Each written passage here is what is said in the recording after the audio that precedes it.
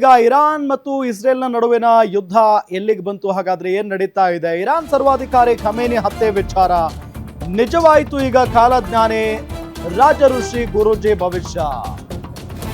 Iran ಸರ್ವಾಧಿಕಾರಿ Khamenei ಹತ್ಯೆ ಆಗಿದೆ ಈಗ ಇದೇ ವಿಚಾರ. ಸೊ ಒಂದ್ ಕಡೆ ಕಾಲಜ್ಞಾನಿ ರಾಜ ಋಷಿ ಗುರೂಜಿ ಭವಿಷ್ಯ ನಿಜ ಆದಂಗಾಗಿದೆ. ದೇಶ ಒಂದರ ಪ್ರಧಾನಿಯನ್ನ ಕೊಲ್ಲಲಾಗುತ್ತೆ ಅಂತ ಭವಿಷ್ಯವನ್ನ ನುಡಿಯಲಾಗಿತ್ತು. ಜನವರಿಯಲ್ಲೇ ಭವಿಷ್ಯ ನುಡಿದಿದ್ರು ರಾಜ ಋಷಿ ಗುರೂಜಿ. ದೇಶಗಳು ಸೇರಿ ರಕ್ತ ಚರಿತ್ರೆ ಸೃಷ್ಟಿಯಾಗುತ್ತೆ ಎಂದಿದ್ರು ಗುರೂಜಿ.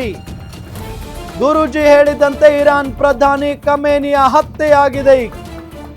ಹೇಳಿದ ಒಂದೇ ತಿಂಗಳಲ್ಲಿ ಗುರೂಜಿಯ ಭವಿಷ್ಯ ನಿಜ ಆಗಿದೆ. ಇದು ರಕ್ತ ಚಂದ್ರ ಗ್ರಹಣ ಎಫೆಕ್ಟ್ ಅಂತ ಗುರೂಜಿ ಹೇಳಿದ್ದಾರೆ.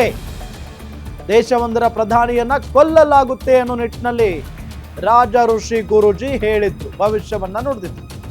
ಜನವರಿಯಲ್ಲಷ್ಟೇ ಹೇಳಿದ್ರು. ದೇಶಗಳು ಸೇರಿದಂತೆ ರಕ್ತ ಚರಿತ್ರೆ ಸೃಷ್ಟಿಯಾಗುತ್ತೆ ಅನ್ನೋ ನಿಟ್ಟಿನಲ್ಲಿ ಗುರೂಜಿ ಹೇಳಿದ್ರು.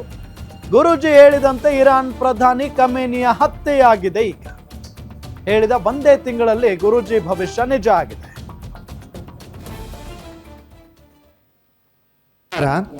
ಈ ಹಿಂದೆ ಜನವರಿಯಲ್ಲಿ ವರ್ಷದ ಭವಿಷ್ಯ ನಾವು ಹೇಳಬೇಕಾದಾಗ ಇವಾಗ ನಡೆದಿರುವಂತಹ ಪರಿಸ್ಥಿತಿಯನ್ನು ಅಚ್ಚುಕಟ್ಟಾಗಿ ಎಕ್ಸ್ಪ್ಲೇನ್ ಮಾಡ್ತೀವಿ. ದೇಶದ ಪ್ರಧಾನಿ ಓರ್ವರನ್ನು ವಿವಿಧ ದೇಶಗಳು ಅಟ್ಯಾಕ್ ಮಾಡಿ ಅವರನ್ನು ಕೊಲ್ತವೆ, ಭೂಮಿ ರಕ್ತಮಯವಾಗುತ್ತೆ ಅಂತ ಇವಾಗ ಬರ್ತಾ ಇರುವಂತಹ ರಕ್ತಚಂದ್ರ ಗ್ರಹಣದ ಎಫೆಕ್ಟನ್ನು ನಾವು ಜಾನ್ವರಿಯಲ್ಲೇ ಅಚ್ಚುಕಟ್ಟಾಗಿ ಕ್ಲಿಯರಾಗಿ ಹೇಳ್ತೀವಿ. ಇದಕ್ಕೊಂದು ಉದಾಹರಣೆ ಕೂಡ ಕೊಟ್ಟಿದ್ವಿ.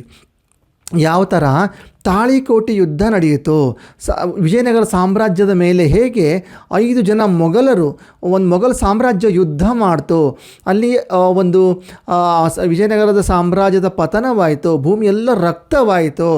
ಅದೇ ಥರ ಸಿಚುವೇಶನ್ನು ಇವಾಗ ನಮಗೆ ಬರುತ್ತೆ ಅಂತ ನಾವು ಸ್ಪಷ್ಟವಾಗಿ ಅದನ್ನು ಹೇಳಿದ್ವಿ. ಆ ಟೈಮಲ್ಲಿ ಕತ್ತಿ ಗುರಾಣಿ ಹಿಡ್ಕೊಂಡು ಫೈಟ್ ಮಾಡ್ತಾರೆ.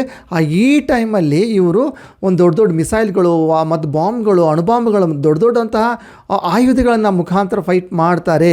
ಆದರೆ ಎರಡೂ ಪರಿಸ್ಥಿತಿಯು ಒಂದೇ ಅಂತ ನಾವು ಕ್ಲಿಯರಾಗಿ ಇತಿಹಾಸದಲ್ಲಿ ನಡೆದಿರುವಂತಹ ಒಂದು ಸಂಗತಿಯನ್ನು ಎತ್ಕೊಂಡು ಇವಾಗ ನಡೀತಾ ಪ್ರಸಂಗಕ್ಕೆ ನಾವು ಹೋಲಿಕೆ ಮಾಡಿ ಸ್ಪಷ್ಟವಾಗಿ ನಾಳೆ ಬರುವಂತಹ ಚಂದ್ರಗ್ರಹಣದ ಎಫೆಕ್ಟನ್ನು ಫಲ ಇವಾಗ ನಾವು ಆವಾಗಲೇ ಹೇಳಿದ್ವಿ. ಇವಾಗೆಲ್ಲ ಚಾನಲ್ ನೋಡ್ಬೋದು. ಭೂಮಿ ರಕ್ತವಾಗಿದೆ, ರಕ್ತ ಚಂದ್ರಗ್ರಹಣದ ಎಫೆಕ್ಟ್ ಅಂತಲೇ ಎಲ್ಲರೂ ಎಪಿಸೋಡ್ ಮಾಡಿ ಬಿಡ್ತಾ ಇದ್ದಾರೆ. ಸರ್ವೇ ಜನಾಃ ಸುಖಿನೋ ಭವಂತು. ಈ ಹಿಂದೆ